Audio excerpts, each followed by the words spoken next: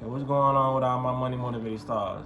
Now in this video, I want to talk about something I had seen from YF and Lucci. Cause I remember my last YF and Lucci video, but this is more different because it seems like he has matured and he's seeing stuff in a different light. So a lot of these clips that go out when somebody, I feel like a rapper is talking positive, they don't go as viral. They don't get as viral as when they say something negative or when they saying, you know what I mean? That's why I be the person. If a rapper say something negative, I'm gonna speak on it. But if they say something positive, I'm also gonna speak on it. I done did it with Boosie when he done did something that wasn't respectable in my eyes, and then we came by and did something else. I don't wait for them to like fix it. Like, okay, I hope you do something good so I can talk about it. Now it's just if they happen to do something that I don't like, I'm just gonna talk about it because it's only my opinion. And then if they do something I do like, I'm like, okay, this same person that I said I didn't respect this about what he did, he's doing this, and I respect this action. You feel what I'm saying? Just to let you know what type of person I am and what type of person that. Just to let you know everybody ain't perfect. You feel what I'm saying? We all do stuff that can be judged in a difficult type of way, even though we don't mean harm, but it is gonna be talked about. Nonetheless, you guys nevertheless you're gonna be talked about. But in this video, I'm gonna go ahead and show y'all a clip, then I'm gonna talk about it. And by this, they got 30 years and they ain't never had sex. You feel me? Like, it ain't all about sex, but it's just, it's to like put when it we were in young, principle. Yeah, no, for like sure. when you young, bro, I know me when I was young, bro, I used to like to talk to girls and have fun and shit. Like, we used to go kick it, go out to eat, go to the movies, go to the fair, everybody, you feel me? It ain't that. These young niggas wanna go kill somebody, rob somebody, and they young, they like 14, 15. Yeah. Going to jail, catching 30 years. And I'm sending out tone to them, and they don't really realize. It don't hit. Yeah, it don't hit them yet. Yeah. But see, I was sending out. We were like on the yard, but we was in a cage. It was like everybody in a different cage, and there was a young nigga. He was like 17. No, he was like 18, 19, and he had 30 years. And then there was an older nigga. He probably like 40. They're like 40, 42 or some shit. And he was telling the young nigga like, bro, I been in here before you was even thought of type shit. And when he told the young nigga that, I seen it in the young nigga face like, damn, I'm finna be like that. You know what I'm saying? Like, that's some deep shit what a nigga tell you, bro, I been in prison before when you let somebody nutsack. You know what I'm saying? Like, and I'm just sitting there, cause I know I'm going home. I got my little time. I done did my 4 years. It wasn't little, cause shit. No, it 4 hurt. years. Yeah. But I'm looking like, damn, bro, been in here all his life. Little bro finna spend the rest of his life in that motherfucker. Yeah. That shit serious, but the young niggas ain't looking at it like that until they get in that situation. And even in that situation, they running around the dorm with a bunch of young niggas, and they still on the same shit. Yeah. Do you, in part, feel responsible for some of the ways that the kids kind of move now? Nah, for sure. Like, but not all. See, all my shit ain't like that. But yeah, cause that's the shit we was on. Everybody was on bullshit. You gotta be accountable for that shit. So yeah, I can say I feel like I'm one of the reasons for that shit. Yeah. So that was why when I was. Okay, yeah, so salute YF and Lucci for that, but I'm gonna get my opinion on what he said, man. He was basically saying like a lot of dudes, they going to prison because he just got out. If people don't know about YF and Lucci, he just got out of jail like a couple months ago. You feel what I'm saying? It ain't even been a whole year. And basically saying like a lot of these dudes, which a lot of us know that, but some of us don't. You feel what I'm saying? A lot of these dudes are going to prison without even, they virgins. You feel what I'm saying? Without even experiencing their pussy. Nah, for real, but not even experiencing sex. Like he said in the video, it ain't all about sex, but a lot of these dudes, you don't question certain things when you know that a lot of these guys are going in like that. You know what I'm saying? So just take that in consideration. We ain't gonna go into the depth about what I'm talking about right now, but it's just like they go in so inexperienced with life, and they missed out on so many things. They missed out on having a father figure, like different friendships in their life, and they go to jail and get everything they need from jail, especially if the one crime committed seal their fate. You feel what I'm saying? Like, it's people who really literally went to jail one time and never getting out for the just for the crime that they committed. You know what I mean? The level of the crime. So, like I said, when it comes to Lucci, he took accountability. You know what I mean? Because a lot of these rappers don't take accountability. I think Lucci is around probably my age. He probably in his 30s. So he can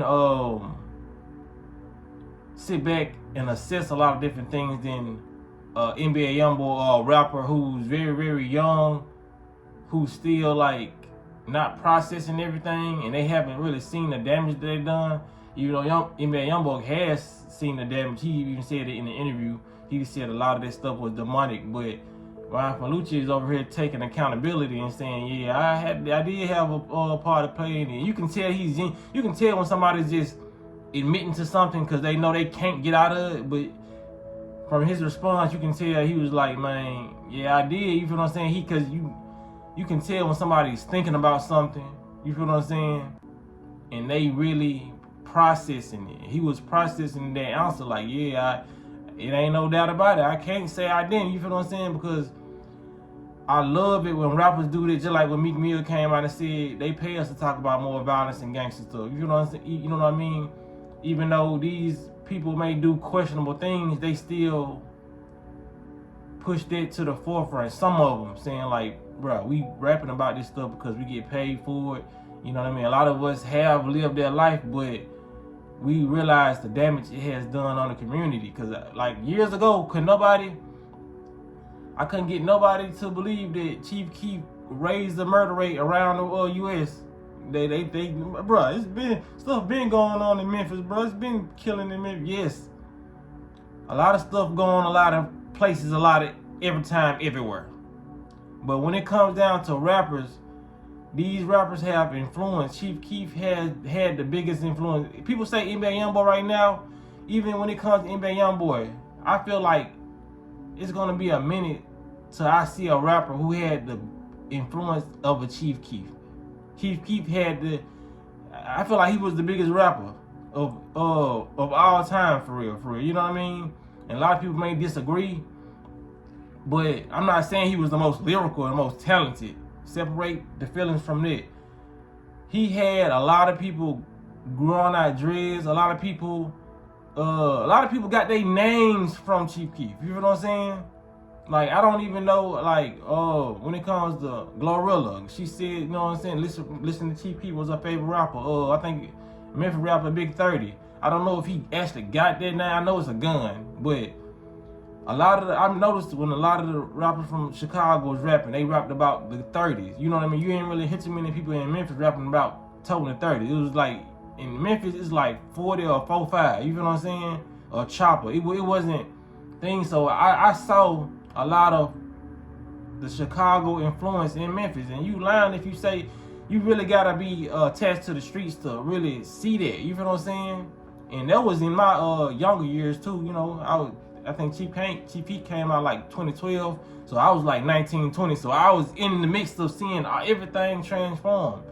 And like the next rapper who came up who had mad influence was the person who just got out, Pooh Shiesty. Y'all cannot say, living in Memphis, y'all cannot say Pooh Shiesty did not raise the crime rate. A lot of these dudes started walking around with the so-called shiesties, and I don't even know what they was called at first. I think they were just called ski masks, some type of ski mask, but a lot of these people call their mask the shiesty now. You feel what I'm saying? That's how you know somebody's had influence. It's like me walking around with a Stanley Cup. You feel what I'm saying? And I'm the most popular rapper that just came out. So now when everybody get a Stanley Cup, they say, "Oh, you drinking on the Dano." His influence was so powerful that they changed the name from the actual product to his name. You feel what I'm saying? So we not gonna ignore the influence. You know what I mean? I just gave a perfect example. Like me taking a brand name of somebody else, and people don't even look at it as a Stanley Cup no more. They look at it as a Dano Cup. For real, you feel what I'm saying? So don't say these rappers don't have influences, man. Influence. You feel what I'm saying? And I said it right first. Influences. The rapper have influences. to make them want to do what they do, and then they become a greater influence to the culture. You feel what I'm saying? Just like Lucci said, we was really on it. You feel what I'm saying? He wasn't intentionally doing it, but it became it. You feel what I'm saying? But at a certain point of Chief Keef's career, he knew what he was doing. Because like I said, I was actively, you know what I'm saying, listening to his music and watching certain things that he did. And he posted on Twitter one day, say, I'm gonna boost the murder rate with this mixtape. It was the Bang, I will never forget, it was the Bang 2 mixtape. He said, when I drop this, it's gonna boost the murder rate. Future said that in his song. When I drop a tape, it boosts up the murder rate. And well, I can damn name the song he said it in, so y'all can go listen to it. Oh damn, what was this song? I know how it goes. Like, damn man, what the fuck? It was produced by Zaytoven. Damn, they drip that mousy pool, y'all. On the way I be glistening, y'all. What's that song that y'all put in there? You like, on the way I be glistening, y'all. Diamonds that drip in my clip, y'all. I don't know what the fuck, but I'll probably think of it later. You know what I mean? But yeah, man, I just salute him for acknowledging it, because like these rappers do have an influence on our culture, and people do gotta recognize that, man. But they gotta see what this come with. That's why I'm glad when the rappers come out and they had their interviews and they talk about prison, and that's not a place you want to be. You know what I mean? It be some rappers come out and act like it's cool, and like, I wasn't hurt for nothing in there. I was good in there. You feel what I'm saying? So they make it feel, not only they make the crime sound good, but they make the place that you go for the crime sound even better. You feel what I'm saying? So it's just a disaster when it come down to it, man. More realer than y'all. This is what it's called, the Future song. I wasn't gonna end this video without telling y'all the name, because I told y'all I remember the name. It was produced by Zaytoven, and Future. It's called More Realer Than Y'all. So he said that in the song, like a lot of these rappers, they be conscious of what they doing. They say in the songs they gonna boost up the murder rate, or they boost up the murder rate when I drop a tape. Because he said that when I drop a tape, it boosts up the murder rate. And it just sounds so cool, you feel what I'm saying? But like, if you, like I said, if you was to have conversations and take away the beat from these for these guys, and they just walk through, I'm like, man, yeah, when I'm gonna drop this tape, I'm gonna boost the murder rate. Everybody finna be killing. You will look at them as demonic, but since it's behind a beat or somebody tweeting it, you feel what I'm saying? You thinking it's cool? Like, nah, man. These folks saying they gonna get more people to kill each other, more of our people. You feel what I'm saying? Because when the other races listen to it, they know how to just listen to this musical product, because a lot of them ain't going back to the harsh environments that you're going back to. So it's more easier for you to be influenced and do the things that you actually see in your real life. They're not actually seeing it.